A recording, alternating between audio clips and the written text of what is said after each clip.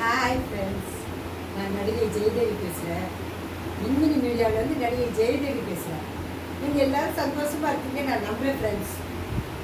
நேற்று பார்த்தீங்கன்னா ஒருத்தர் பேட்டி கொடுத்துருக்காரு. ஒரு கட்சியில் இருக்கிற தலைவர் ஒரு பேட்டி கொடுத்துருக்காரு. நிர்வாகிகளோட விசுவாசமே இல்லைன்னு அப்படியே வருத்தப்பட்டு பேட்டி கொடுத்துருக்காரு. நிர்வாகிகளுக்கு விசுவாசம் இல்லைன்னா எப்படி அம்மாவை 6 முறை முதலமைச்சரை கொண்டு வந்தாங்க? பழைய நிர்வாகிகள் உழைச்ச உழைப்பு தானே.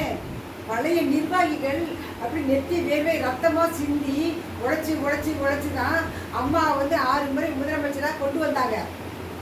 நீ ஒரு ஆளாக இருந்து கொண்டு வந்தியா? இல்லை உங்கள் குடும்பத்தார் மட்டும் உழைச்சி அம்மாவை 6 வாட்டி சிஎம் ஆக்குனீங்களா? அது எப்படி நிர்வாகிகளை பார்த்து விசுவாசம் இல்லைன்னு நீங்கள் எப்படி சொல்லுவீங்க? முதல்ல உங்களுக்கு விசுவாசம் இருக்கா? உங்கள் முதல்ல திரும்பி பாருங்க. உங்களுக்கு முதல்ல விசுவாசம் இருக்கா? நீங்கள் முதல்ல அம்மாவுக்கு விசுவாசமாக இருந்திருக்கிறீங்களா? உங்களுக்கு பொறுப்பு போட்டு இன்னைக்கு ஒரு எதிர்கட்சி தலைவரை உட்கார வச்சுக்கிறாங்க. ஒரு பொம்பளைன்னு கூட பார்க்காம அவங்க பாவத்தை வைத்தியத்தில் கொட்டிக்கிட்டீங்களே, உங்களுக்கு விசுவாசம் இருக்கா? மக்களே கேட்குறாங்க. 40 தொகுதியில புது ஆளை நிறுத்திக்கிறீங்களே, அவங்க தான் அம்மாவை 6 முறை முதலமைச்சரை கொண்டு வந்தாங்களா?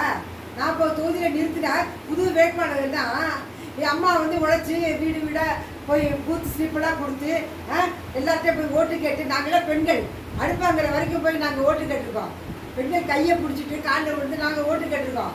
நாங்கள் பழைய அணிதிரைகளெல்லாம் ஒதுக்குறீங்க. புது ஆள் தான் இன்னைக்கு 40 வேட்பாளர்கள் தான் அம்மாவை ஜெயிக்க வச்சாங்க 6 முறை. அம்மா உழைச்சாங்களா? இவங்க மாறுங்க. ரிசல்ட் தெரிய போகுது. உங்கள் பவுஸு ரிசல்ட் தான் மக்கள் காலி காலி துப்ப போகிறாங்க. இந்த மாதிரிலாம் பண்ணாதீங்க. தர்மத்தின் வாழ்வுதலை சூதுகவும் மறுபடியும் தர்மமே வெல்லும். நம்ம கையில் அதிகாரம் இருக்குங்கிறதுக்காண்டி மமதையில் தெரியக்கூடாது. எல்லா புரட்சி தலைவர் எப்படி வந்தார்? தொண்டர்களை வச்சு தான் கட்சியை ஆரம்பித்தார். தொண்டர்களை நம்பி தான் கட்சியை ஆரம்பித்தார். ஆனால் நீங்கள் தொண்டர்களை மதிக்கிறீங்களா? பணம் பணம் பணம் பணம் பணச்சாமி பணம். ஏன் எவ்வளோ பணம் இவங்ககிட்ட இருக்கிற பணம் பத்தாதா? பணம் பணம் பணம் பணம் அப்படியே அலைகிறீங்க. தொண்டர்களை முதல்ல மதிங்க. நீங்கள் முதல்ல விசுவாசமாக இருங்க.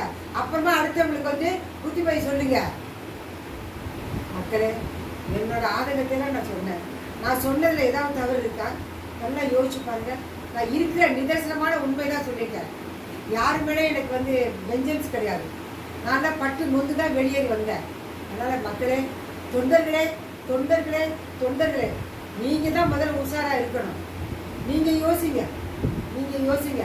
இந்த சகோதரி சொன்னது சரியான. நீங்கள் யோசிங்க. நன்றி, வணக்கம்.